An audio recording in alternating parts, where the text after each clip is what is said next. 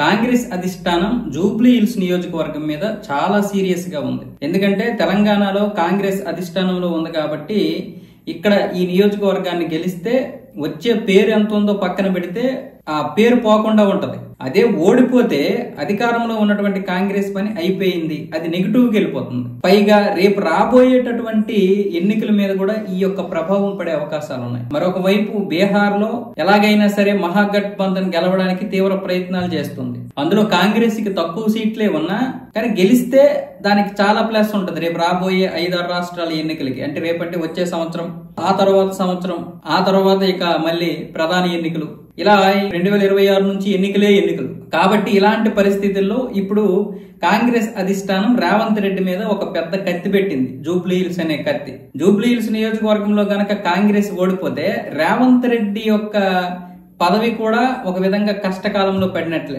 ఎందుకంటే ఇప్పటికే ఆ పదవి కోసం ఎంతో మంది ఎదురు చూస్తున్నారు. ఇక్కడ గనక ఓడిపోతే ఇప్పటి వరకు చెప్పినటువంటి రేవంత్ రెడ్డి వల్లే కాంగ్రెస్ గెలిచింది తెలంగాణలో, రేవంత్ లేకపోతే గెలవలేడు అన్న ఆ పేరు పోద్ది, ఆ పవరు పోద్ది, ఆ బజ్జు పోద్ది. కాబట్టి ఇప్పుడు రేవంత్ రెడ్డి కూడా దీన్ని చాలా సీరియస్ గా తీసుకుంటున్నాడు. ఎందుకంటే ఇక్కడ బీఆర్ఎస్ గెలవడానికి చాలా అవకాశాలు ఉన్నాయి. ముస్లిం ఓట్లు ఎంఐఎం సపోర్ట్ చేసినా సరే బీఆర్ఎస్ కూడా ఉంటాయి. ఎందుకంటే బీఆర్ఎస్ కూడా ముస్లిం పార్టీ, అది ఒక రకంగా చెప్పాలంటే ముస్లిం పక్షపాతి పార్టీ. ఎందుకంటే పాత బస్తీలో చూసుకున్నట్లయితే అక్కడ అసలు ముస్లింల నుంచి ₹1 కూడా తీసుకురాలేకపోయింది. కరెంటు బిల్లు కావచ్చు, వాటర్ బిల్లు కావచ్చు, అక్కడ ఎవరైనా సరే ఏదైనా కట్టుకోవచ్చు. షాపులకు కూడా కరెంటు బిల్లు లేకుండా చేశారు. అంత దారుణమైనటువంటి పరిస్థితి. మనం కట్టినటువంటి ట్యాక్స్ మొత్తాన్ని అక్కడ పోసేసాడు కేసీఆర్. కాబట్టి ఇప్పుడు వాళ్ళకి ఓట్లు ఉంటాయి అక్కడ ఆటోమేటిక్ గానీ. ఇప్పుడు 90,000 ఓట్లలో ఇంచుమించు 50-60 వేల ఓట్లు బీఆర్ఎస్ కి పడే అవకాశాలు ఉన్నాయి. కాబట్టి ఎంఐఎం ఒప్పించి మరి ఇక్కడ అసదుద్దీన్ ఓవైసీ ని అక్కడ నవీన్ కుమార్ యాదవ్ కి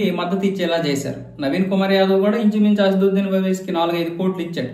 అదేం తక్కువేం కాదు. ఆ ఓట్లకి ఎప్పటికప్పుడు ఓట్లు అమ్ముకుంటూనే ఉంటాడు అసదుద్దీన్ ఓవైసీ. కాబట్టి ఇలాంటి పరిస్థితుల్లో ఇప్పుడు రేవంత్ రెడ్డి మొత్తం ప్రతి 100 మంది ఓటర్లకి ఒక ఎమ్మెల్యేను, ఒక మంత్రిను ఏర్పాటు చేసేసి ఒక బూత్ స్థాయి ఒక ఏజెంట్ ని కూడా ఏర్పాటు చేసి మొత్తం తన పరిధిలోకి తీసుకురావడానికి చూస్తున్నాడు.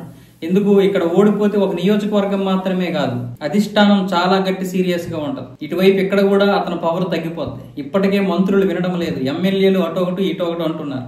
ఇలాంటి పరిస్థితుల్లో ఈ యొక్క నియోజకవర్గం గెలుపు చాలా ముఖ్యం. ఇక్కడ గెలిస్తే రేపు మళ్ళీ రేవంత్ రెడ్డి చక్రం తిప్పడానికి అవకాశం ఉంటుంది మరో 3 సంవత్సరాలు.